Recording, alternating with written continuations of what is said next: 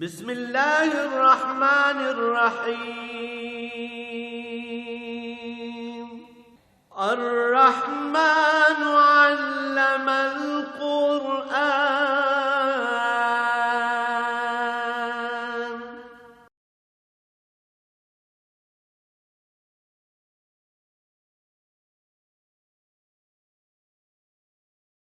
الحمد لله رب العالمين، والصلاة والسلام على حبیبہ محمد وآلہ وصحبہ اجمعین. اعوذ باللہ من الشیطان الرجیم. بسم اللہ الرحمن الرحیم.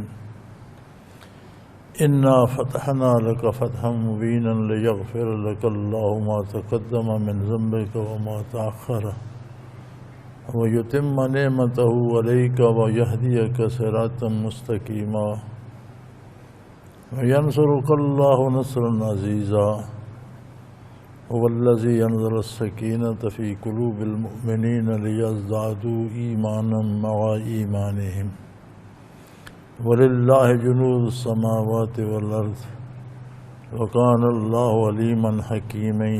ليدخل المؤمنين والمؤمنات جنات تجري من تحتها الأنهار خالدين فيها ويكفر عنهم سيئاتهم وكان ذلك عند الله فوزا عظيما. ويعذب المنافقين والمنافقات والمشركين والمشركات الزانين بالله ظن السوء عليهم دائرة السوء وغضب الله عليهم ولعنهم وأعد لهم جہنم وساءت مصيرا. سورہ فتح شروع ہوتی ہے.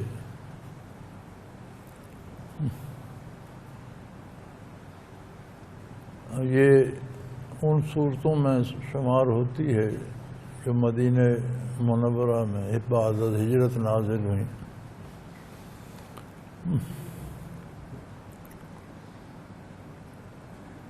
اور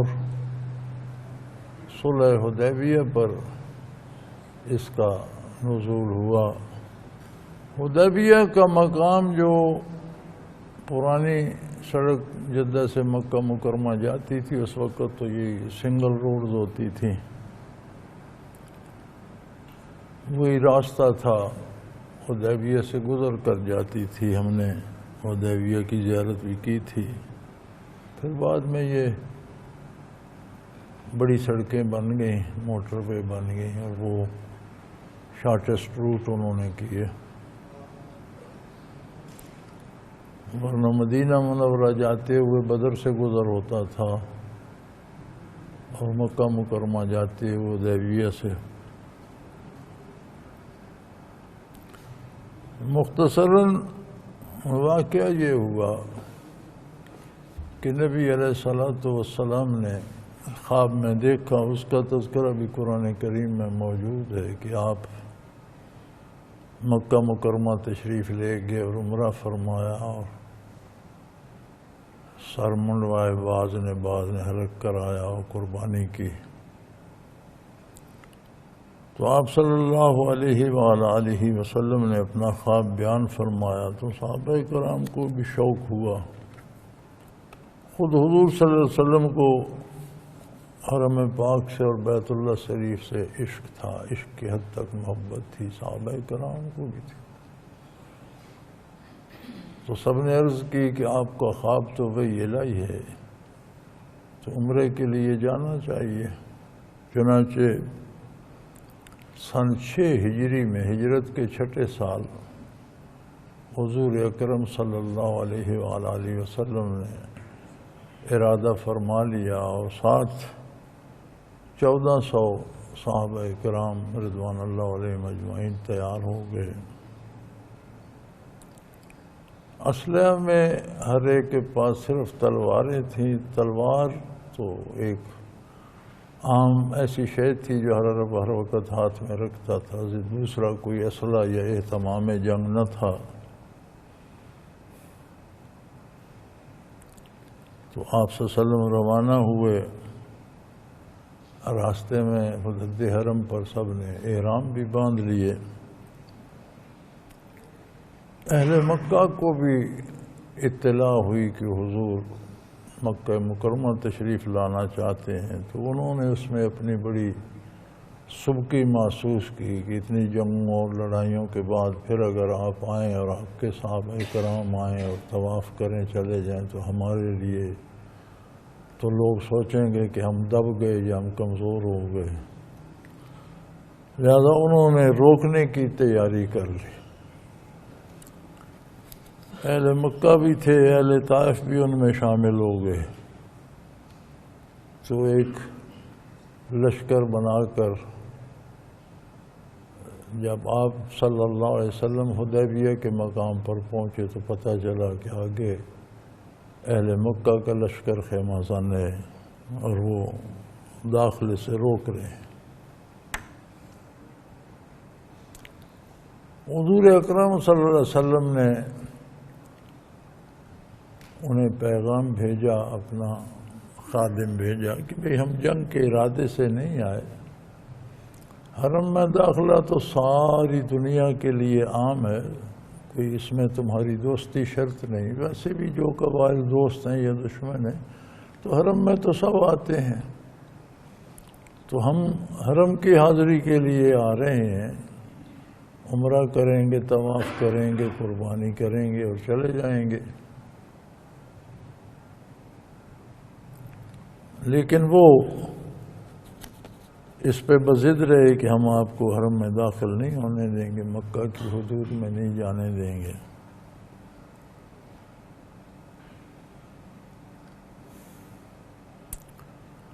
کچھ لوگ درمیان میں مشرکین مکہ کی طرف سے بھی سفیر بنے، کچھ حضور اکرم صلی اللہ علیہ وسلم کی طرف سے سفارتکاری ہوئی۔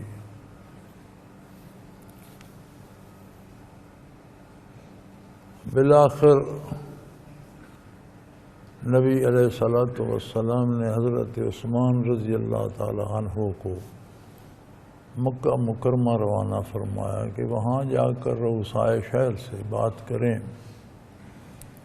جو ان کے بزرگ پیچھے بیٹھے ہیں، چونکہ وہاں تو وہ لڑائی والے اور لشکر تھا، اور انہیں سمجھائیں کہ ہمیں صرف عمرہ کرنا ہے اور حرم کا داخلہ تو عام ہے، اس میں تو دوست دشمن کی کوئی تمیز نہیں، حرم سے روکنا کون سی شرافت ہے۔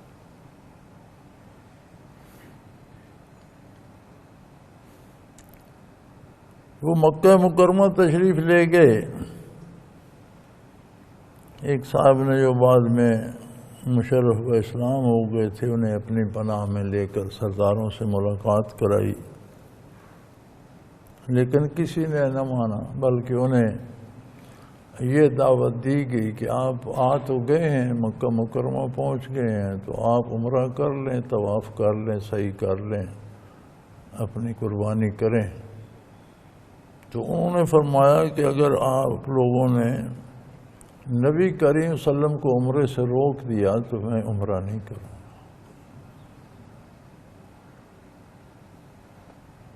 چنانچہ انہوں نے عمرہ ادا نہیں فرمایا۔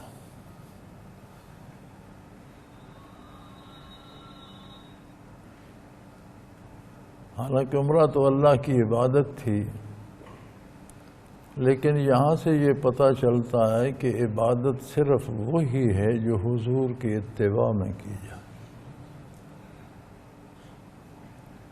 آج کل تو یہ ایک رواج ہو گیا نا، جو چاہتا ہے اپنی طرف سے ایک کام شروع کر دیتا ہے، کہتا ہے یہ نیکی ہے، یہ عبادت ہے۔ کوئی نیکی نہیں ہے جب تک وہ نبی اکرم صلی اللہ علیہ وسلم سے ثابت نہ ہو، اور کوئی عبادت نہیں ہے جس میں حضور کا اتباع نہ ہو۔ یہ جو ایک شرعی اصطلاح ہے نا بدعت، تو بدعت کا معنی تو ہوتا ہے کوئی نیا کام شروع کرنا، کوئی نئی بات کرنا، کوئی نیا کام کرنا، کوئی نئی چیز بنانا، کسی بات کی ابتدا کرنے کو بدعت کہتے ہیں۔ لیکن اس کا شرعی معنی یہ ہے کہ جو کام نبی علیہ الصلوۃ والسلام نے نہ کیا ہو، نہ کرنے کا حکم دیا ہو، وہ کیا جائے اور عبادت سمجھ کے کیا جائے۔ زندگی کے اور بہت سے دوسرے کام ہیں جنہیں عبادت نہیں سمجھا جاتا. مثلا لباس ہی لے لیں تو یہ ضروری نہیں ہے کہ اس عہد میں جو لباس تھا وہی ہو، بلکہ لباس کی شرط یہ ہے کہ ستر عورت ہو، مناسب ہو، جسم کو ڈھانپے، گرمی سردی سے بچائے اور اچھا بھی لگے. تو جو بھی ہو، چونکہ یہ عبادات میں تو نہیں ہے. اسی طرح آج کل کے کھانے پینے اس عہد میں یہ کہاں چیزیں تھیں؟ تو یہ چیزیں معاملات اور معمولات میں ہیں، عبادات میں نہیں. لیکن اگر کسی بھی کام کو عبادت یا باعث ثواب سمجھ کر کیا جائے اور وہ آپ صلی اللہ علیہ وسلم سے ثابت نہ ہو تو وہ بدعت کہلائے گی. اور بدعت کے بارے ارشاد ہے کل بدعۃ ضلالہ، ہر بدعت گمراہی ہے. وکل ضلالۃ فی النار، اور ہر گمراہی جہنم میں جائے گی. او کما قال رسول اللہ صلی اللہ علیہ وسلم. اس لیے یہ ثواب کے کام سوچتے وقت احتیاط کرنی چاہیے. آج کل تو یہ ہو گیا ہے نا، ہمارے ٹیلی ویژن پر بھی دانشور مناظرے کر رہے ہوتے ہیں، مباحثے چل رہے ہوتے ہیں کہ جی اتنے لوگ حج پر گئے، 3.5 لاکھ کم از کم ایک بندے نے اس کے لیے 3 لاکھ جمع کرایا. تو اگر یہ جمع کر کے غریبوں کو دے دیا جاتا تو یہ خواہ مخواہ کا ثواب ادھر لینے گئے یہ زیادہ ثواب ہوتا. بلکہ کل پرسوں ایک صاحب پوچھ رہے تھے ایک مولانا سے کہ ایک آدمی حج پہ جاتا ہے اور اس کے پاس ساتھ پڑوسی جو ہے وہ اتنا مفلس ہے کہ حرام کھانے پہ مجبور ہے، تو وہ حج کے پیسے اسے کیوں نہیں دیتا؟ یہ بڑی عجیب بات ہے. ہم زندگی بھر کتنا خرچ کرتے ہیں، مساکین کو دینے کے لیے اللہ نے ہر دولت مند کی دولت میں حصہ رکھا ہے، اور وہ اربوں بلکہ کھربوں کے حساب سے مسلمان ادا کرتے ہیں، جسے زکوٰۃ کہتے ہیں. سب غریبوں کا حصہ ہے. صدقات سارا سال لوگ دیتے رہتے ہیں. رمضان المبارک میں عید الفطر سے پہلے فطرانہ دیتے ہیں، غریبوں کی بھی عید ہو جائے. جتنی فصل زمین سے ہوتی ہے اس کا عشر ادا کیا جاتا ہے غرباء کے لیے. پھر جہاں کسی سے کوئی چھوٹی موٹی غلطی ہو اس کا کفارہ بھی یہ ہے کہ اتنے مسکینوں کو کھانا کھلا دو یا اتنے مسکینوں میں پیسے بانٹ دو. یہ ساری چیزیں اسلام نے ہر چیز کو اپنی اپنی جگہ پر رکھا ہے. یہ صرف حج پر یا قربانی پر ہی پیسے خرچ ہوتے ہیں اور کہیں نہیں ہوتے. ہمارے ہاں اب بات یہاں تک جا پہنچی ہے کہ 3,000 سے لے کر 3 لاکھ تک عورتیں میک اپ کرواتی ہیں. کوئی 3,000، کوئی 10,000، کوئی 20,000، 50,000، 1 لاکھ، 3 لاکھ تک میری معلومات کے مطابق. وہ میک اپ کیا ہوتا ہے؟ وہ چہرے پہ رنگ شنگ مل دیتے ہیں دن بھر. ایک تو نہ وہ منہ دھو سکتی ہیں، نہ وضو کر سکتی ہیں، نہ کوئی اسے ذرا رومال سے بھی پوچھ لیں تو وہ الگ داغ بن جاتا ہے. وہ سارا دن اسے بوتھے کو سنبھال کے پھرتی ہیں. شام کو سوئے صبح اٹھے پھر بھوت کے بھوت، پھر اتنے پیسے دو اور پھر وہ رنگ لگوا. وہاں کسی کو کیوں نہیں خیال آتا کہ منہ تو وضو کرو، صابن سے بھی دھو لو، 5 دفعہ دن میں منہ دھو، منہ صاف رہتا ہے. یہ غریبوں کو کیوں نہ دے دیں؟ ایک عجیب رواج آ گیا ہے. لوگ عید پر دور دوسرے ممالک سے بھی گھروں کو نکل پڑتے تھے اور ملک میں جہاں کہیں دور دراز ہوتے چل پڑتے تھے کہ عید گھر منائیں گے.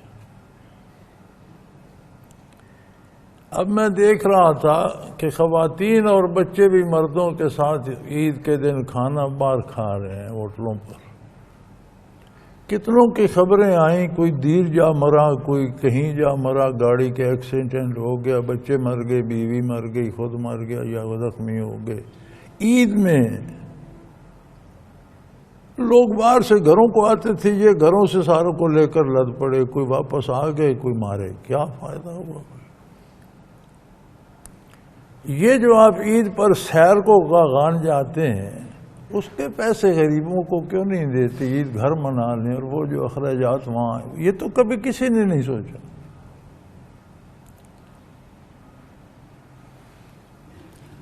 لاہور کے جو نرخ ہیں صرف عورتوں کے لباس کے، ایک کرتا، اس میں سلوار بھی نہیں ہے، دوپٹہ بھی نہیں ہے، صرف ایک کرتا 2.5 لاکھ کا بک رہا.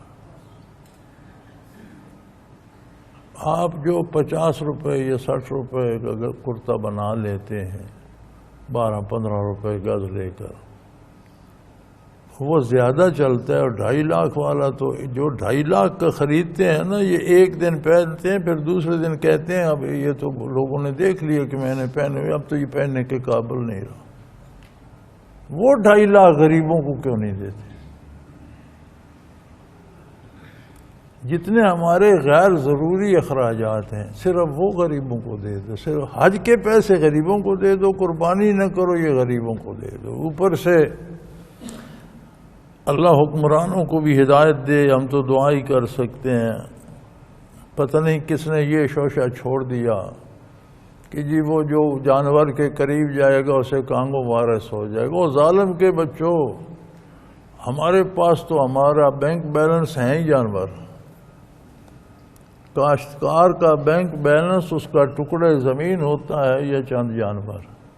اب ہمارے پاس بھیڑیں بھی ہیں، بکریاں بھی ہیں، اونٹ بھی ہیں، بھینسیں ہیں، گائیں ہیں، گھوڑے ہیں. تو ہم کس جانور کو وہ دوائی لگائیں اور کہاں کہاں منہ پر پٹی باندھ کے دستانے پہن کے جائیں؟ ایک گھر میں تو نہیں ہے، ہر گھر میں. کسی کو کانگ وائرس نہیں ہوتا، صرف جو قربانی کا جانور لینے جاتے ہیں اسے کانگ وائرس ہو جاتے ہیں. حالانکہ قربانی کے جانور جو منڈی میں آتے ہیں وہ ہٹے کٹے، موٹے، تکڑے، صحت مند ہوتے ہیں. بیمار لاغر لے کر کوئی منڈی میں جاتا ہے؟ تو یہ ساری وہ سوچیں ہیں. یعنی آپ اس سوچ کا اندازہ لائیں کہ اللہ نے، یہ اندازہ لگا لیجئے کہ اللہ نے حج فرض کیا ہے صاحب نصاب پر، جس کے پاس اتنے پیسے ہیں کہ وہ حج کا خرچ بھی اٹھا سکتا ہے اور جانے اور آنے کے عرصے میں اہل و عیال کو اخراجات اور والدین کو بھی دے کر جا سکتا ہے. اس پر حج فرض ہے. صحت بھی ٹھیک ہے، کوئی رکاوٹ نہیں. اور وہ ایسی عبادت ہے کہ خلوص نیت سے اس کے ارکان پورے کر کے حج کیا جائے تو فرمایا گیا کہ وہ اس طرح ہو جاتا ہے جیسے آج دنیا میں پیدا ہوا.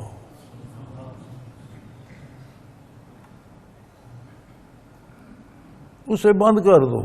یعنی اللہ نے رسول صلی اللہ علیہ وسلم نے جو حکم دیا وہ نامناسب ہے. جو یہ آج کے روشن خیال سوچ رہے ہیں یہ موضوع ہے. اب اس کا ذرا اندازہ لگا لیجئے کہ عند اللہ یہ کتنا بڑا جرم ہو. قربانی کی نبی کریم صلی اللہ علیہ وسلم نے، اور آپ کے اتباع میں روئے زمین پر مسلمان قربانی کرتے ہیں جنہیں اللہ توفیق دیتا ہے. ہمارے ملک میں کتنی قربانی ہوئی؟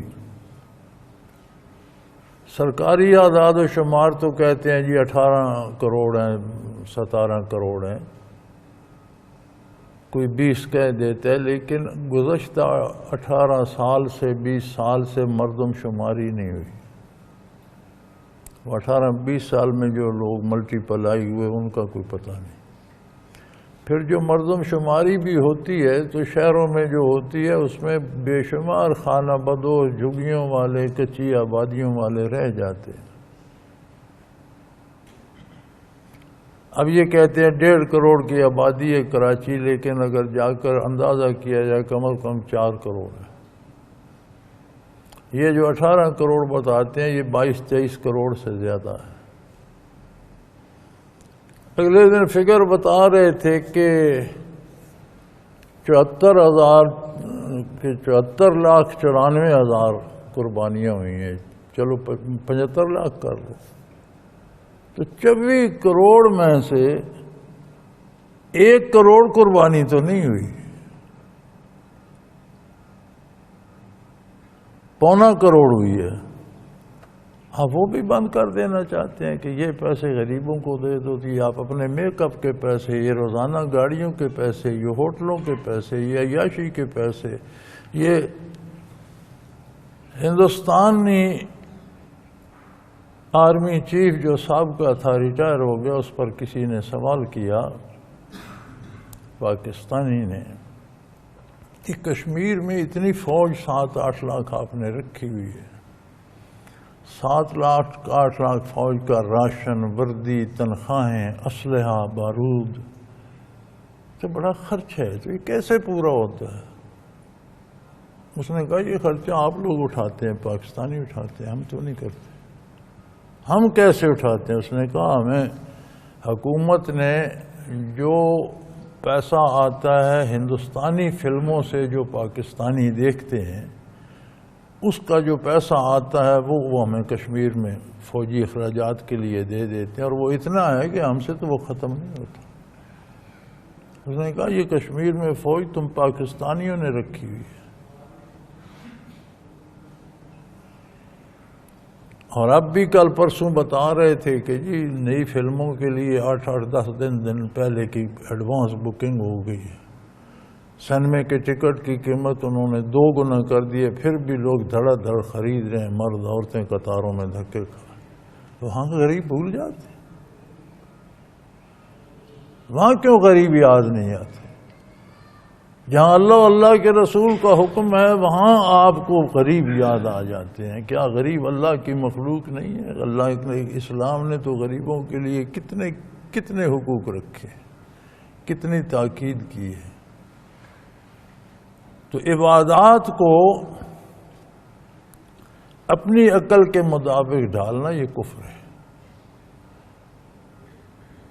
کام وہ حضرت عثمان کیوں طواف نہیں کر سکتے تھے جب شہر مکہ میں موجود تھے، اور جو باہر سے مکہ جاتا ہے اس پر تو عمرہ واجب ہو جاتا ہے، باہر سے آفاقی جو حد حرم میں جاتا ہے اس پر عمرہ واجب ہو جاتا ہے، اسے عمرہ کرنا پڑتا۔ تو عمرہ تو واجب بھی ہوگا، انہوں نے فرمایا اگر حضور نہیں کریں گے تو میں نہیں کروں۔ اب واپس آ گئے تھے، آپ نے نہیں کیا تھا، اگلے سال حضور کے ساتھ گئے تو کیا۔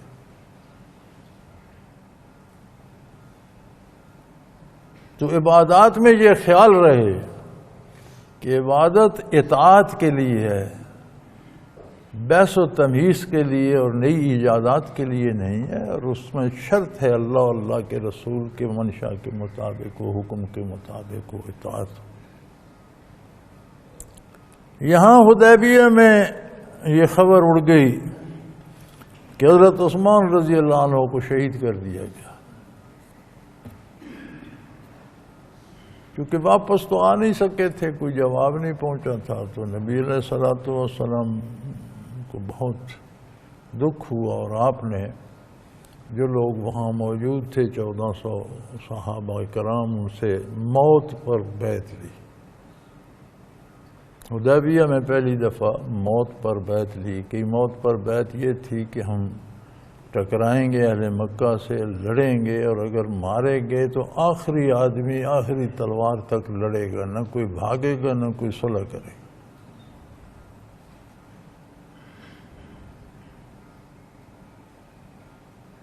جب موت پر بیعت ہوئی، جس کا ذکر اللہ کریم نے اس صورت میں 2 دفعہ فرمایا، تو خبر تو مقابل لشکر کو بھی ہوتی تھی، اس سے بھی اہل مکہ گھبرائے، درمیان میں کچھ سفارت چلتی رہی، عروہ بن مسعود ثقفی بنو ثقیف قبیلے کے سردار تھے اور بڑے معقول آدمی تھے۔ حضور اکرم صلی اللہ علیہ وسلم نے کفار کے لشکر کو پیغام بھیجا کہ بھئی آپ ہمیں عمرہ کرنے تو ہم واپس چلے جائیں گے، اور اگر چاہو تو ہمارے ساتھ صلح کا معاہدہ کر لو۔ اور آپ صلی اللہ علیہ وسلم نے فرمایا کہ تم اہل مکہ مجھے چھوڑ دو، تم میرے ساتھ جنگ نہ کرو، باقی عرب بھرا ہوا مختلف قبائل سے وہ جانے ہم جانے، اگر انہوں نے ہمیں مار دیا تو تمہارا مقصد پورا ہو جائے گا، اور اگر ہم ان پر غالب آ گئے تو پھر تم دیکھ لینا، تمہاری مرضی ہوگی، یا اسلام قبول کر لینا یا جنگ کر لینا۔ یہ باتیں جب عروہ بن مسعود ثقفی نے سنی تو اس نے کہا یار بات معقول لگتی ہے، مجھے جا لینا۔ وہ بھی اہل مکہ کی طرف سے سفیر بن کر آیا، بغور جائزہ لیتا رہا۔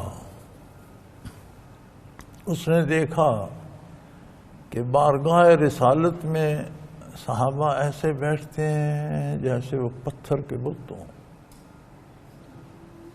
بلکہ ایک خوبصورت محاورہ یہاں بتایا جاتا ہے جیسے ان کے سروں پر پرندے بیٹھے ہوں کہ ہلیں گے تو پرندہ اڑ جائے گا۔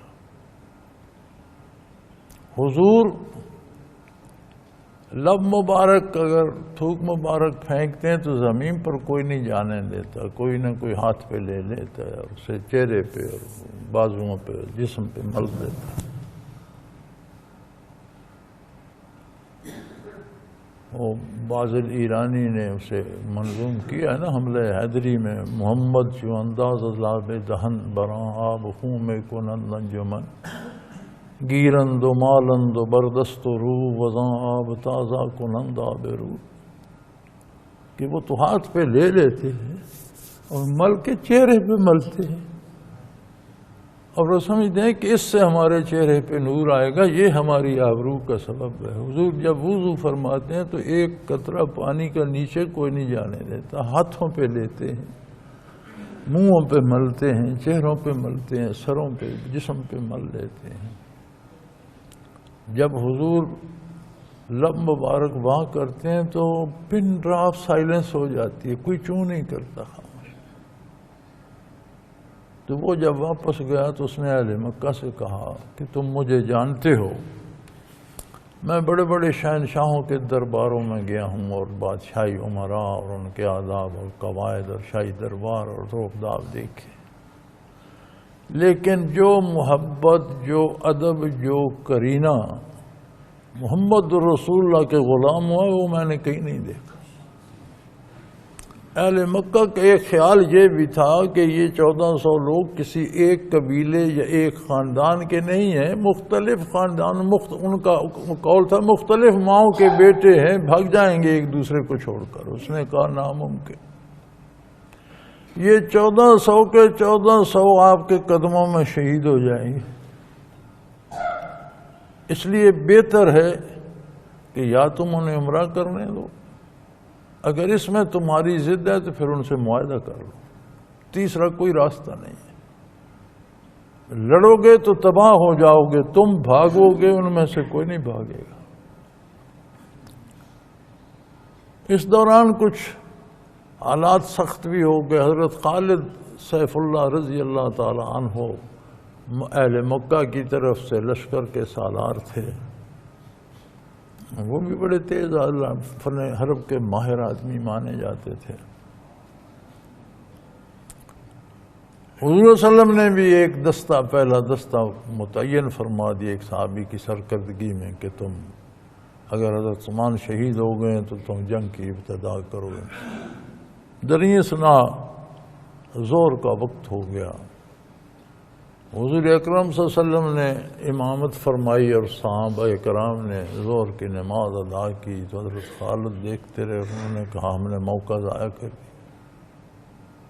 اور جب یہ سارے سجدے میں پڑے تھے، ہم ٹوٹ پڑتے، یلغار کر دیتے تو انہیں تیس نیس کر دیتے۔ خیر اس نے کہا کوئی بات نہیں، ابھی ان کا دوسری نماز کا وقت آ جائے۔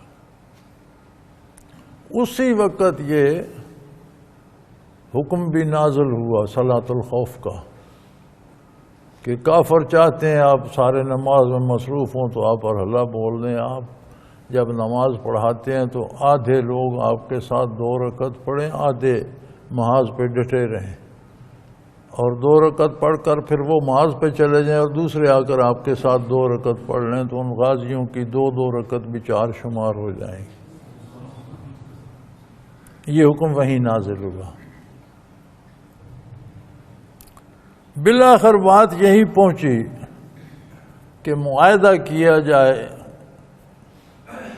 اور معاہدے کی شرائط رکھی گئیں. پہلی شرط تو یہ تھی کہ امسال حضور صلی اللہ علیہ وسلم اور صحابہ کرام حدیبیہ سے واپس چلے جائیں، اگلے سال آپ تشریف لائیں اور صرف تلوار ہی ساتھ لائیں، مسلح نہ ہو، باقی اسلحہ نہ ہو، قربانی کے جانور لائیں، عمرہ کریں، قربانی کریں، 2 دن مکہ مکرمہ میں ٹھہریں اور واپس چلے جائیں. باقی اور شرائط بھی بڑی سخت تھیں،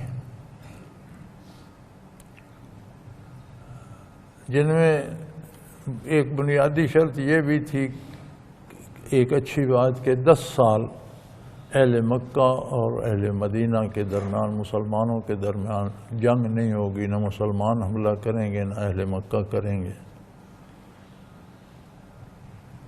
اور عرب قبائل آزاد ہوں گے، وہ چاہیں تو اہل مکہ کے ساتھ الحاق کر لیں، چاہیں تو مسلمانوں کے ساتھ کر لیں. مسلمان اگر کوئی مکہ سے بھاگ کر مدینہ چلا جائے گا تو مسلمانوں کو واپس کرنا پڑے گا، لیکن اگر کوئی اسلام ترک کر کے مدینہ سے بھاگ کر مکہ آ جائے گا تو مشرکین اسے واپس نہیں کریں گے. اب یہ بڑی کڑی شرط تھی. صحابہ کرام اس پہ بڑے پریشان ہوئے اور انہوں نے بالکل انہوں نے کہا جی جان تو ایک دن دینی ہے حضور، آج کیوں نہ دے دی جائے. حضرت عمر رضی اللہ عنہ نے عرض کی یا رسول اللہ آپ اللہ کے رسول ہیں؟ فرمایا ہاں میں اللہ کا رسول ہوں. ہم حق پر ہیں؟ فرمایا ہم حق پر ہیں. تو فرمایا پھر ہم یہ دب کر سلو کیوں، ہم شہید کیوں نہ ہوں؟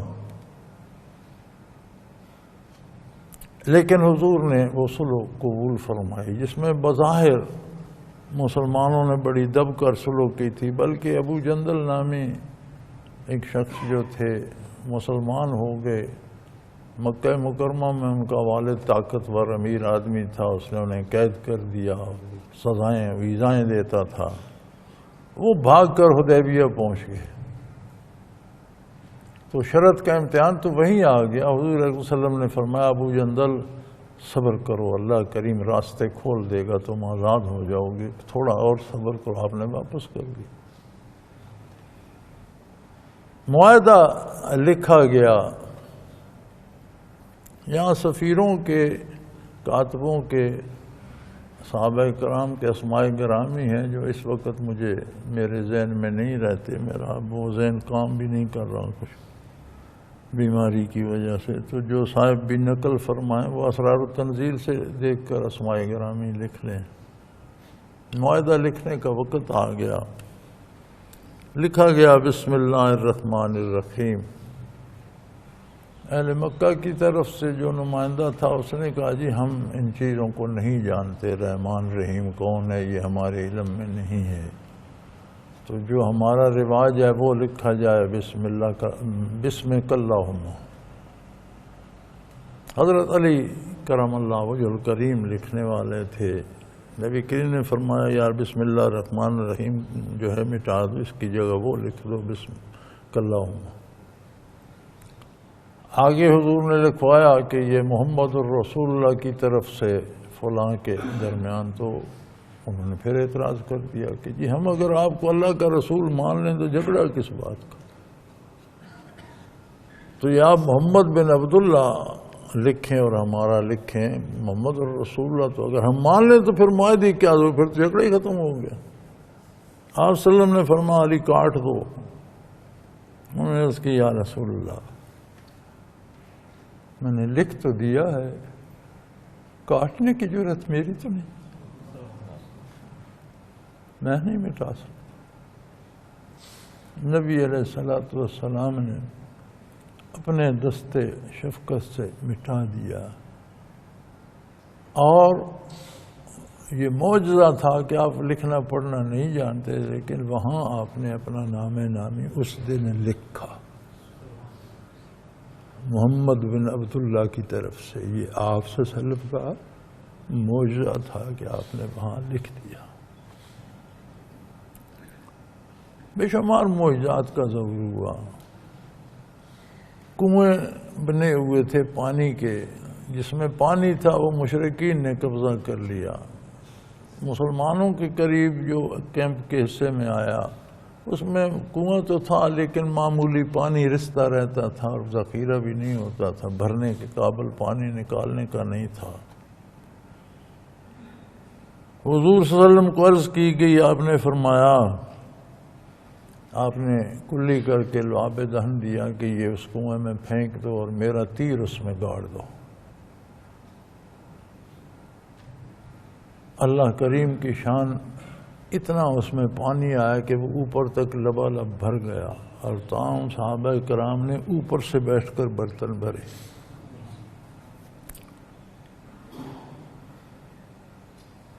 یہ معجزہ بھی واپسی پہ ظاہر ہوا کہ زاد راہ ختم ہو گیا، تھوڑے دنوں کا تھا، وہاں اتنے دن آ گئے تو کھانے پینے کی چیزیں ختم ہو گئیں۔ جب حضور حدیبیہ سے صلح کر کے واپس مدینہ منورہ آ رہے تھے، عرض کی کہ یا رسول اللہ کھانے کو کچھ نہیں بچا۔ فرمایا کچھ پس خوردہ تو لوگوں کے پاس ہوگا، کسی کے پاس ایک آدھ کھجور، کسی کے پاس کوئی روٹی کا ٹکڑا، کسی کے پاس کوئی پنیر کا، کچھ چیزیں کھانی، کوئی بچا کھچا تو ہوگا۔ فرمایا یہاں جمع کر دو۔ چادر بچھا دی گئی، اس پر سارا جمع کر دیا گیا۔ حضور نے دعا فرمایا، فرمایا اپنے اپنے برتن کھانے سے بھر لو، کھاؤ بھی، واپسی تک کا، گھر تک کا، مدینہ منورہ پہنچنے تک کا ذخیرہ بھی کر لو۔ سب نے کھایا بھی، سب نے اپنے برتن جو آپ کے ان کے پاس تھے راشن کے وہ سارے بھی بھر لیے، اور وہ کھانا جوں کا توں رہا، جتنا رکھا تھا اتنا ہی رہا۔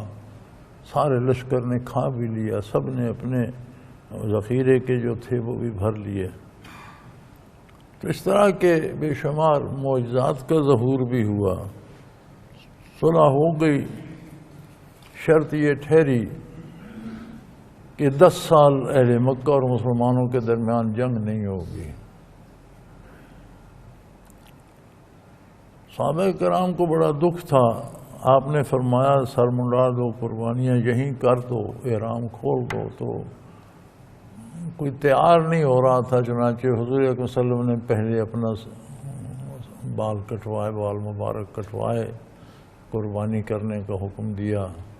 پھر سب نے احرام کھولے، کسی نے کٹوائے، کسی نے منڈوائے، قربانیاں کی، احرام کھول دی اور وہاں سے واپس آ گئے۔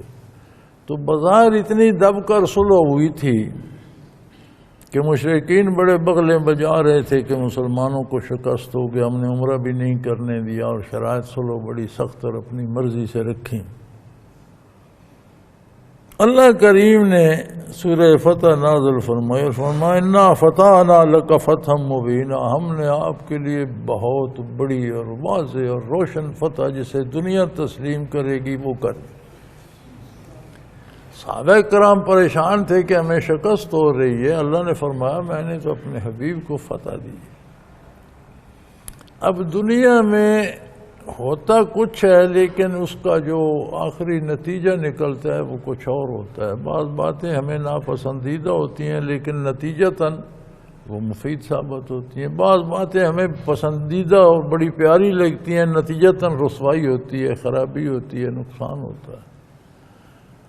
تو یہاں بظاہر تو لگ رہا تھا کہ مسلمانوں نے دب کے صلح کی، لیکن اللہ نے فرمایا انا فتحنا لک فتحا، ہم نے آپ کے لیے بہت بڑی ایسی فتح مبین، روشن، جسے کائنات مانیں گی کہ آپ کو فتح ہوئی۔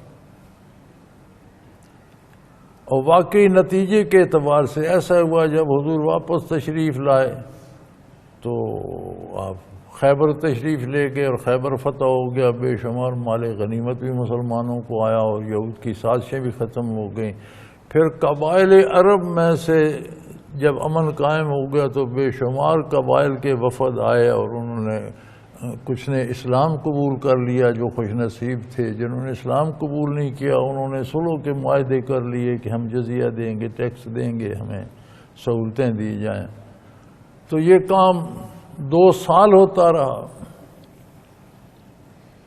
فتح خیبر کا بھی عجیب واقعہ ہے، آگے آ جائے گا، اپنے مقام پر بات کر لیں گے، تمہید کافی لمبی ہو گئی۔ تو فرمایا ایک تو یہ ظاہری فتح ہے کہ اسلام کے نفاذ کی راہ ہموار ہو گئی، اب آرام سے مدینہ منورہ میں ریاست اسلامی کی بنیاد رکھی جائے گی، حملہ آوروں کا روز کا خطرہ ٹل گیا۔ دوسرا اس میں یہ ہے لِيَغْفِرَ لَكَ اللَّهُ مَا تَقَدَّمَ مِنْ ذَنْبِكَ وَمَا تَأَخَّرَ، آپ کی اگلی پچھلی خطائیں اللہ نے معاف فرما۔ پچھلی سے مراد ہے جو آج تک ہو چکی ہیں، اگلی سے مراد ہے جو آئندہ وصال مبارک تک ہوں گے۔ حقیقت یہ ہے کہ عصمت خاص نبوت ہے اور ہر نبی معصوم ہو۔ معصوم کا مطلب یہ ہوتا ہے کہ اس سے خطا ہو نہیں سکتی، گناہ کر نہیں ہوتا ہی نہیں، گناہ کا تصور ہی نہیں ہے۔ تو یہاں آقا نامدار صلی اللہ علیہ وسلم کو خطاب ہے اور لفظ ذم کا استعمال کہ وہ اللہ کر سکتے ہیں، وہ جانتے ہیں۔ انبیاء علیہ السلام سے اجتہاداً بعض اوقات یہ صادر ہو جاتا ہے کہ ترک اولا ہو جاتا ہے، یعنی دونوں صورتیں جائز ہیں، ایک زیادہ مناسب ہے، دوسری اس سے کم مناسب۔ تو کبھی نبی اپنے اجتہاد سے وہ دوسری صورت، جیسے حضرت یونس علیہ السلام نے ہجرت فرما لی، حالانکہ نہ کرتے تو وہ مناسب تھا، لیکن وہ گناہ نہیں تھا۔ اسی طرح بدر میں جب قیدی آئے تو سیدنا فاروق اعظم اور بہت سے صحابہ نے حکم دیا کہ جس جس کا جو رشتہ دار ہے وہ اسے قتل کریں، سب کو قتل کیا جائے۔ بعض نے مشورہ دیا کہ حضور ان سے رعایت کی جائے، فدیہ لے کر چھوڑ دیا جائے، تو آپ نے فدیہ لے کر چھوڑنے والی بات پسند فرمائی، اس پر عمل فرمایا۔ بعد میں اللہ کا حکم نازل ہوا کہ بہتر تھا انہیں قتل کر دیتے، یعنی وہ زیادہ مناسب تھا، تو وہ ترک اولا ہو گیا نا۔ تو حضور اکرم صلی اللہ علیہ وسلم ترک اولا کو اپنی طرف سے خطا سمجھتے تھے کہ یہ خطا ہو گیا، وہ خطا تو نہیں تھی۔ ترک اولا تو اجتہاد مجتہد مصیب اللہ ہوتا ہے، اجتہاد کا ثواب ملتا ہے۔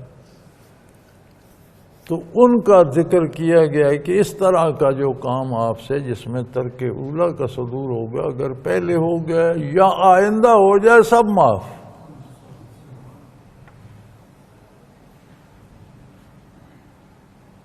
ایک نعمت تجھے عطا ہو گئی، دوسری یہ ہوئی وَيُتِمَّ نِعْمَتَهُ عَلَيْكَ، جتنی نعمتیں، جتنے انعامات، جتنے درجات اللہ کی بارگاہ سے بندہ لے سکتا ہے وہ سب آپ کو عطا کر دی۔ اپنی نعمتیں آپ صلی اللہ علیہ وسلم پر تمام کر دی گئی۔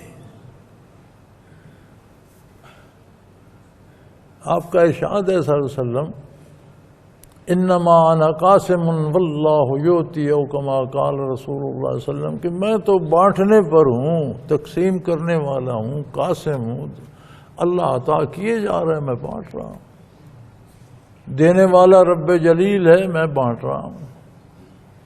تو یہاں فرمایا کہ جتنی نعمتیں قیامت تک کوئی علوم دین کے خزانے حاصل کرتا ہے، کوئی مراقبات اور مقامات حاصل کرتا ہے، کوئی ولایت اور کوئی منازل حاصل کرتا ہے، کوئی عہدے اور مراتب اور قطب اور غوث بنتا ہے، کوئی مال و دولت دنیا جمع کرتا ہے، کوئی آخرت کی کوئی جو بھی بھلی بات پہنچ سکتی ہے وہ سب آپ وسلم کی جھولی اقدس میں ڈال دی. اب سب کائنات آپ کی خوشا چیز، جسے لینا ہے اسے آپ سے لینا. اب کوئی تصور باقی بچتا ہے کہ جہاں حضور کا حکم نہ ہو وہ کام کیا جائے اور وہ نیکی ہو، یہ تصور ہی نہیں بچتا. وہی نیکی ہے جو دامان مصطفیٰ صلی اللہ علیہ وسلم سے آئے.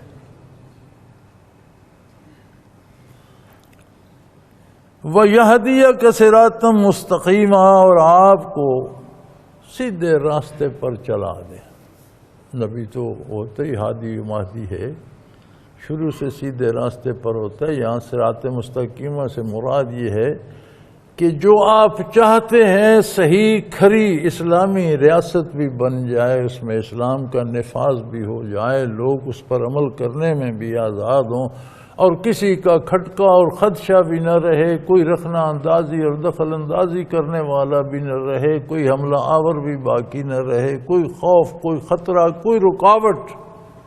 فرمایا یہ اتنی بڑی فتح ہے کہ اس نے دین و دنیا کی ساری نعمتیں آپ کی جھولی مبارک میں ڈال دیں اور آپ کے مشن کو مکمل کر دیا. ریاست اسلامی کی بنیاد پڑ گئی، نفاذ اسلام بھی ہو جائے گا. وَيَنْصُرَكَ اللَّهُ نَصْرًا عَزِيزًا، اور ہمیشہ ہمیشہ کے لیے اللہ کی زبردست مدد آپ کے ساتھ. چنانچہ یہی دیکھا گیا. پھر اس کے بعد فتوحات شروع ہوئیں. 2 سال کا عرصہ گزرا تھا.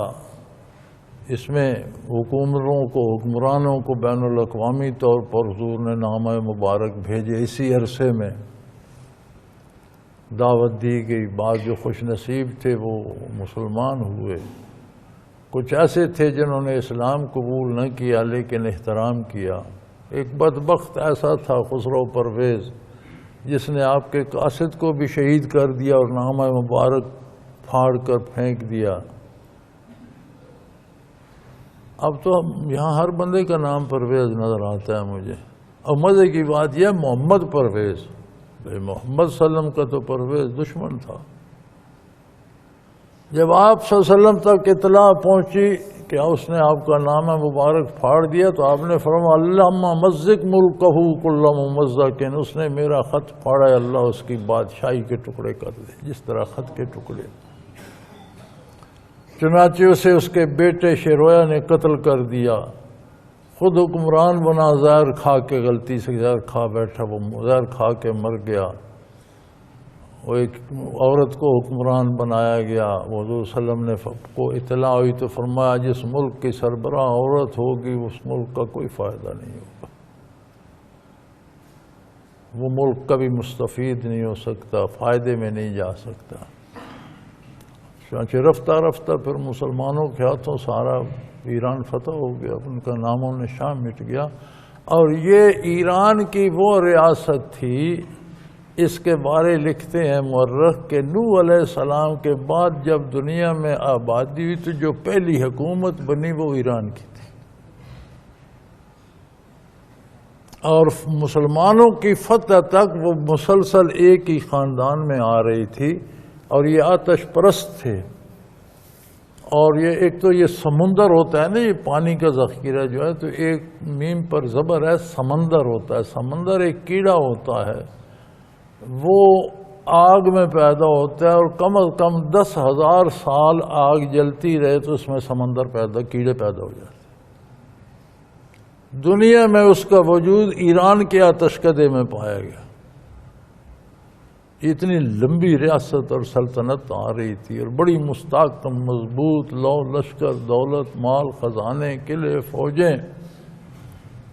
نامہ مبارک پھاڑا، حضور نے فرمایا اللہ اس کے ملک کے ٹکڑے کر دیا اور اس کی بادشاہت ریزہ ریزہ ہو گئی اور مسلمانوں کے ہاتھوں فتح ہو کر ہمیشہ کے لیے ان کا نشان مٹ گیا.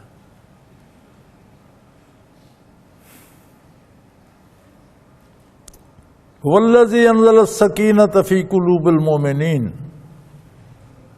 فرمایا میں نے جہاں آپ کو نوازا اتنی عنایات، اتنے انعامات، اتنی نعمتیں عطا کی، وہاں میں نے آپ کے خادموں کو میں بھولا نہیں، میں نے ایمان والوں کے دلوں میں بھی تسلی نازل فرما دی۔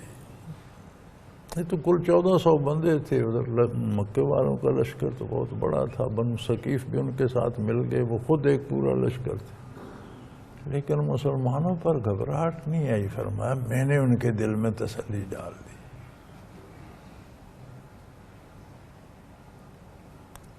یا اللہ، یہ تسلی ڈالنے کا کیا مطلب ہے کہ صرف انہیں کفار کا ڈر نکل گیا؟ نہیں، فرمایا نہیں، یہ نہیں بات۔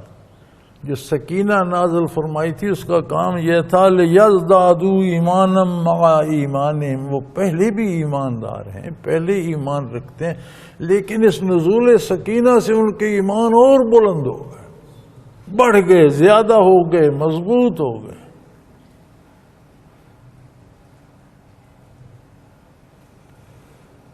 آج کل تو کچھ عجیب سے حالات ہیں اور کچھ عجیب سے طبقے ہیں، بھانگی، چرسی، شرابی، اور وہ پوچھتے ہیں صحابہ میں ایمان تھا بھی کہ نہیں۔ وہ جن کی گواہی وہ دے رہا ہے کہ ان میں ایمان تو پہلے بڑا مضبوط بہت تھا جو خادمان رسالت تھے، لیکن میں نے سکینہ نازل فرما کر اس کو کروڑوں گنے بڑھا دیا۔ لِيَزْدَادُوا إِيمَانًا مَعَ، پہلے ہی ایمان تھا لیکن میں نے اسے کروڑوں گنے، اربوں گنے اپنی شان کے مطابق اسے بڑھا دیا۔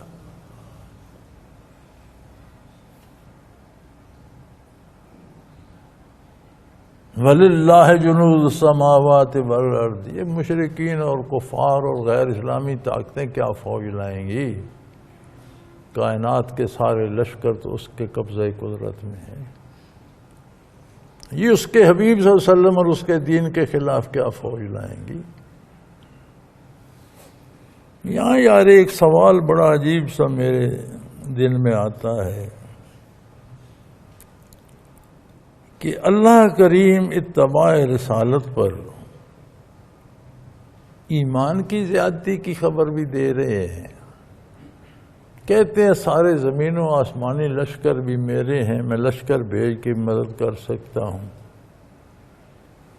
تو ہمیں تو پون صدی گزر گئی، پاکستان کا مطلب کیا ہے؟ لا الہ الا اللہ ہم نے بنا لیا، ہمارے بزرگوں نے محنتیں کی، بے شمار لوگوں نے ہجرت کی، جانیں دیں، راستوں میں مارے گئے، عزتیں لٹ گئیں، بیٹیاں کافروں نے چھین لیں، بے شمار لوگ، اتنے لوگ راستوں میں مرے، کوئی جنازہ اٹھانے والا نہیں تھا، آوارہ کتوں نے اور گدوں نے انسانی گوشت کھانا چھوڑ دیا تھا، اتنے رج گئے تھے کہ درختوں پہ بیٹھے ہوتے تھے، نیچے لاشیں گل سڑ رہی ہوتی تو وہ کھانے کو نہیں آتے۔ ان سب قربانیوں کے بعد پھر ہماری وہ جمہوریت جمہوریت جمہوریت ہو رہی ہے، نہ اسلام نافذ ہوا، نہ اسلامی نظام آیا۔ ہاں ایک غنیمت ہے کہ کوئی اسلام پر عمل کرنا چاہے تو اسے زبردستی روکا نہیں جاتا، یہ بھی اللہ کا شکر ہے۔ تو یہ کیوں نافذ نہیں ہو سکا؟ میری رائے میں نفاذ اسلام میں ہم مخلص نہیں۔ اگر ہم مخلص ہوتے، اگر ہم میں وہ حدیبیہ والا ایمان ہوتا، اگر ہمارا یقین اور ہماری محبت و صحابہ کی مثالی محبت ہوتی تو کب کا نافذ ہو چکا ہوتا، کیونکہ سارے لشکر تو اللہ کے ہیں، اسے کون روک سکتا ہے؟ ہم جو کہتے ہیں نا اسلام نافذ کرو، ہم نفاذ کی راہ میں رکاوٹ ہیں، ہم خود اسلام پر عمل نہیں کرتے، ہمارا خود یقین نہیں ہے نہ اللہ پر، نہ رسول پر، نہ دین پر، ہم لوگوں کی جیبیں کاٹنے پر بیٹھے، ہم لوگوں سے پیسے جمع کرنے پر بیٹھے، ہم لوگوں سے شرینیاں لینے اور دولت کمانے پر بیٹھے۔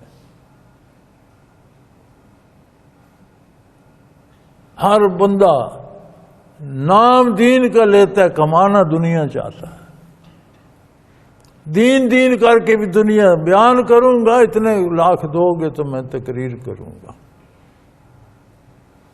تمہارے ہاں نماز تو پڑھا دوں گا لیکن اتنے لاکھ لوں گا۔ تمہارے بچوں کو پڑھا دوں گا لیکن اتنے پیسے لوں گا. وہ بات کہ اللہ کا دین ہے، اللہ کی رضا کے لیے اپنا ہے، وہ بات نہیں رہی. ہم میں سے، مولویوں پیروں میں سے لے کر عام آدمی تک، اکثریت دنیا کی طالب ہے دین کا نفاذ چاہتی نہیں ہے. نعرے لگاتے رہتے ہیں دین نافذ کرو، اور جو نعرے لگاتے ہیں ان کا کیا کرتی ہیں یہ دینی قوتیں، دینی جماعتیں ہیں. اتنے عرصے سے چل رہی ہیں، ہر جماعت اقتدار میں آ جاتی ہے اور اپنا وہ معاملات اپنی پسند کے نافذ کر دیتی ہے. یہ کیوں نہیں کرتے؟ ان کی بنیاد ہی غلط ہے. مجھ سے ناراض ہو جائیں گے، خفا ہوں گے.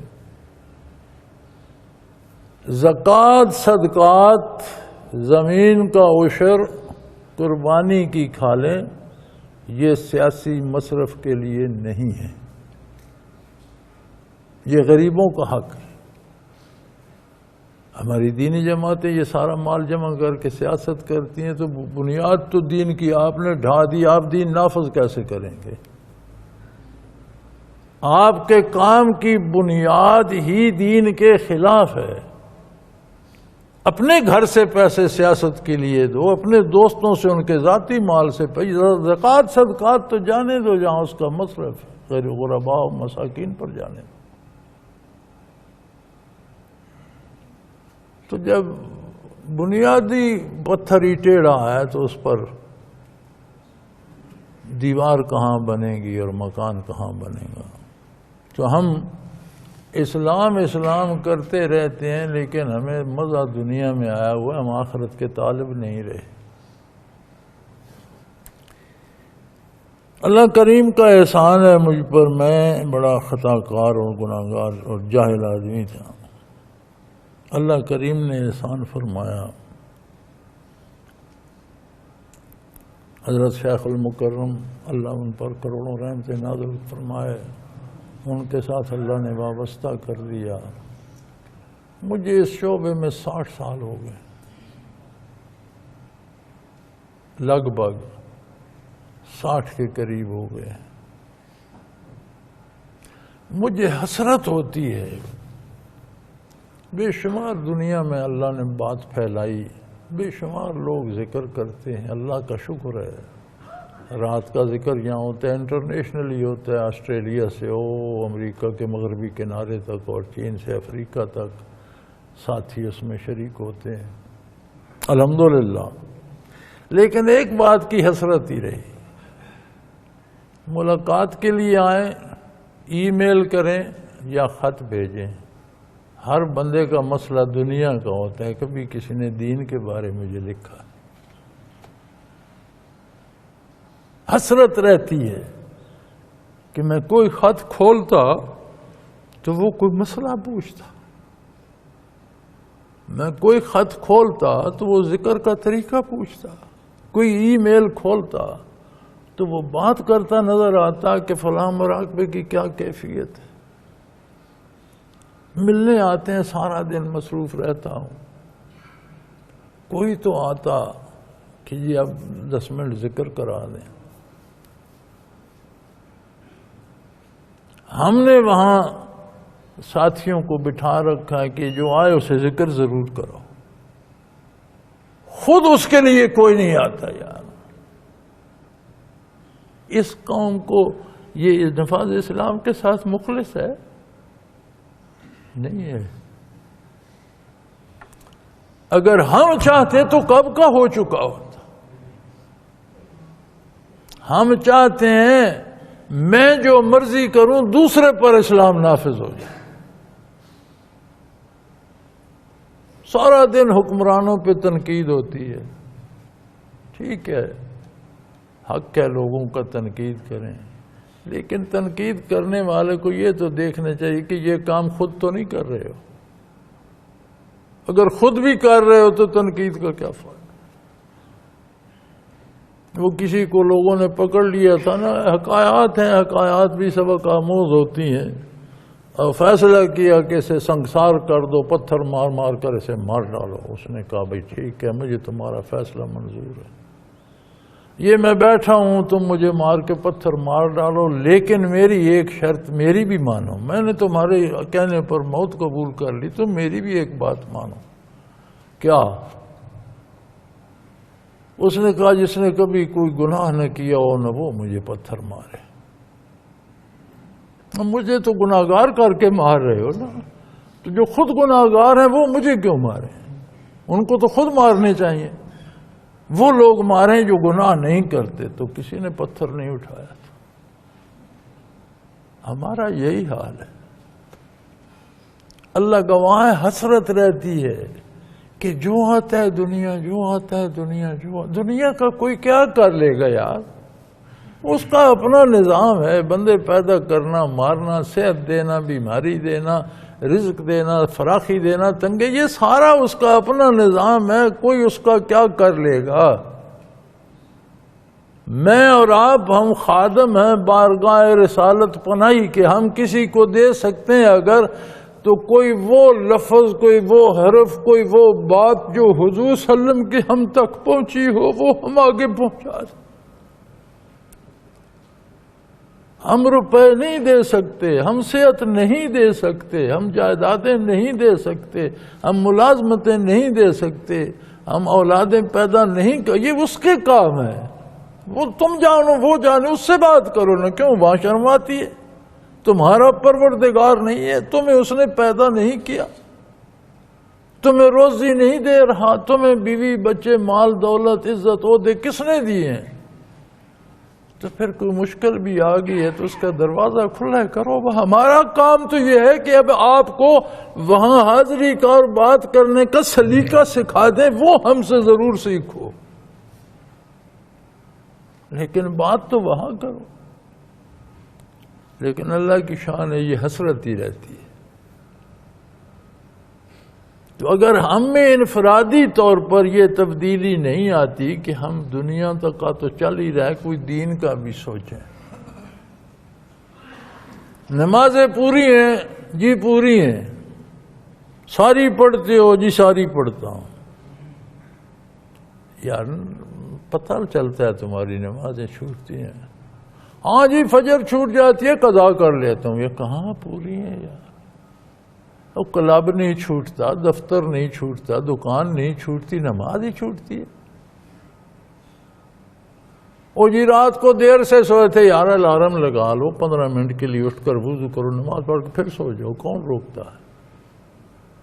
10 بجے تک سونا ہے تو سوئے رہو، لیکن نماز تو وقت پر پڑھو۔ او جی بس پھر قضا کر لیتا ہوں، کبھی دکان کو قضا کر لو، دفتر کو ایک دن قضا کر کے دیکھو۔ وہ قضا ہوتی ہے حادثاتی طور پر، اتفاقاً کبھی آنکھ نہیں کھلی یا بیمار ہو گیا یا سفر یا نہیں پڑھ سکا تو قضا کر، جان بوجھ کر چھوڑ دینا، سوئے رہنا، یہ کون سی قضا ہے؟ تو اللہ کریم فرماتے ہیں زمین و آسمان کے لشکر میرے قبضہ قدرت میں ہیں، اور اللہ ہر چیز کو جانتا بھی ہے، ہر بات کا علم بھی ہے، اور وہ صاحب حکمت ہے۔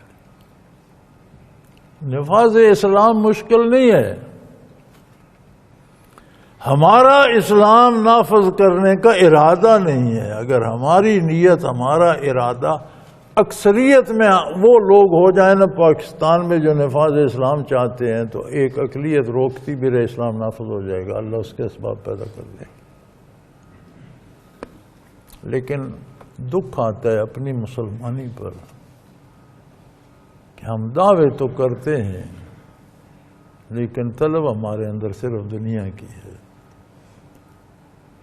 یار کسی کو یہ بھی تو فکر ہو کل قبر میں کیا ہوگا۔ وہ جی گھر میں یہ تکلیف ہوگی، فلاں کو وہ ہوگی، اور رو پڑتے ہیں، وہ جی میرے بیٹے کو یہ روتے ہیں، ٹھیک ہے رونا چاہیے، بیٹا ہے، دکھ ہے، لیکن اگر اسی بیٹے کی روح قبض ہوگی قبر میں کیا کرے گا؟ کبھی سوچا؟ مجھے خود جانا ہے، میں وہاں کیا کروں گا؟ یار وہی بات بیٹھ کے کر لیں، یہ قبر میں کل کیا ہوگا؟ حسرت رہتی ہے. اولاد کے لیے تعویذ دے دو یار، اس نے آپ گن کے مخلوق پیدا کرنی ہے، اس نے طے کر رکھا ہے فیصلہ، اس نے ہمارے تعویذوں سے پندے مرتے یا پیدا ہوتے تو موج ہو جاتی، ہمیں تو پھر وہ بڑی قدرت مل جاتی. یہ مخلوق کا کام نہیں، خالق کا کام ہے. خالق سے بات، وہ کہتے ہیں آؤ یار میرے ساتھ بات کرو، تم کرنا نہیں چاہتے. اذا سالک عبادی انی فانی قریب، میرے حبیب میرے بارے کو میرا بندہ پوچھے تو کہہ دے تیرے سب کے قریب میں ہوں. اجیب الدعوت الداعی اذا دعا، جب کوئی بھی ہاتھ اٹھاتا ہے میں اس کی بات مان لیتا ہوں، ایک چھوٹی سی شرط کے ساتھ. فَلْيَسْتَجِيبُوا لِي، تم بھی تو میری مانو. منوانا چاہتے ہو، مانتے نہیں ہو.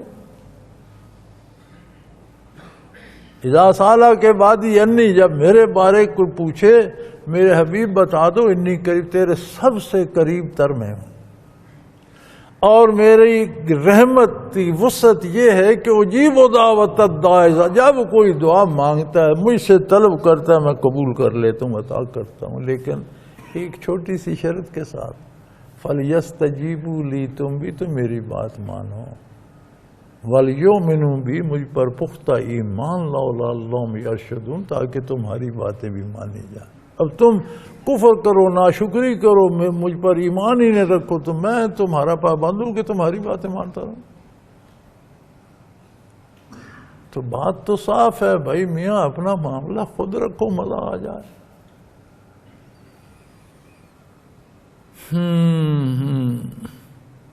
سارے لشکر زمین و آسمان کے اللہ کے ہیں، اور وہ چاہتا ہے، وہ خوش ہے اس بات پر، وہ راضی ہے اس بات پر. لِيُدْخِلَ الْمُؤْمِنِينَ وَالْمُؤْمِنَاتِ جَنَّاتٍ تَجْرِي مِن تَحْتِهَا الْأَنْهَارُ خَالِدِينَ فِيهَا، کہ مومن مردوں اور مومن عورتوں کو اپنی بخشش سے نوازے، انہیں اپنے باغوں میں ہمیشہ قائم رہنے والے باغوں میں داخل فرمائے، جنتوں میں داخل فرمائے. وہ باغ ایسے ہیں کہ نہریں جن کے تابع ہیں. یہاں تو باغ نہروں کے تابع ہیں نا، جہاں پانی جاتا ہے وہاں باغ لگ سکتا ہے، جہاں پانی نہیں جاتا نہیں. وہاں فرمایا نہریں باغوں کے، جہاں باغ لگاؤ گے پانی وہاں آ جائے گا. تم پہاڑ کی چوٹی پہ لگاؤ پانی وہاں پہنچے گا. پانی تابع ہے باغوں کے جنت میں. اور خالدین فیہا، پھر وہاں ہمیشہ رہیں. کوئی خطرہ نہ بیماری کا، نہ بڑھاپے کا، نہ کمزوری کا، نہ وہاں سے نکل جانے کا، نہ موت کا کوئی ڈر خطرہ نہ، ہمیشہ ہمیشہ رہیں گے. وَيُكَفِّرُ عَنْهُمْ سَيِّئَاتِهِمْ، جن کا ایمان درست ہوگا، عقیدہ درست ہوگا، کوشش صحیح کریں گے، ان سے غلطیاں بھی ہو گئی تو میں معاف کر دوں. بتقاضائے بشریت جو کوتاہیاں ہوئیں، جو غلطیاں ہوئیں، وہ بھی معاف فرما دوں گا. وَقَانَ ذَلِكَ عِندَ اللَّهِ فَوْزًا عَظِيمًا. ساری زندگی کامیابی کے پیچھے پھرتے ہو، کامیابیاں تلاش کرتے رہتے ہو. کامیابی یہ ہے کہ اللہ کے نزدیک تم سرخرو ہو جاؤ. دنیا میں کوئی بھوکا رہا تو کیا فرق پڑا، کسی نے پیٹ بھر کے کھایا تو کیا فرق پڑا، کسی نے ریشمی لباس پہن لیا، کسی نے کھدر پہن لیا، کوئی فرق نہیں پڑا. کسی نے سونے کے زیورات پہن لیے، کسی نے نہیں. یہ کامیابی نہیں ہے تم وزیر اعظم بن گئے، صدر بن گئے، بادشاہ بن گئے. یہ کامیابی یہ ہے کہ بارگاہ الہی میں تم سرخرو ہو جاؤ، تم جیت گئے. ذالک عند اللہ فوزا عظیما. من زحزح عن النار ودخل الجنت فقد فاز. جو دوزخ سے بچ گیا جنت میں داخل ہو، جیت گیا. وہ کامیابی کا یہاں پتہ چلے گا، یہاں آ کر پتہ چلے گا کون کامیاب ہوا، کون نامراد رہا. وآخر دعوانا ان الحمد للہ رب العالمین. اللہ اللہ اللہ اللہ اللہ اللہ اللہ اللہ. حضرت امیر محمد اکرم آوان مد ذلہ العالی دارالعرفان منارہ ضلع چکوال میں سالہ سال سے قرآن و حدیث کے اوپر خطابات کر رہے ہیں اور سلسلہ نقشبندیہ اویسیہ کے مطابق لوگوں کو ذکر الہی کی تربیت دے رہے ہیں۔ وہ قرآن پاک کی تفسیر ترتیب وار بیان کر رہے ہیں۔ تفسیر قرآن کو وہ موجودہ ملکی اور بین الاقوامی حالات کے مطابق بیان کرتے ہیں۔ موٹر وے سے کلر کہار کے انٹرچینج سے نکلتے ہوئے کلر کہار کی جھیل سے ہوتے ہوئے میانی، بوچھال اور نورپور سے گزرتے ہوئے دارالعرفان منارہ پہنچ سکتے ہیں۔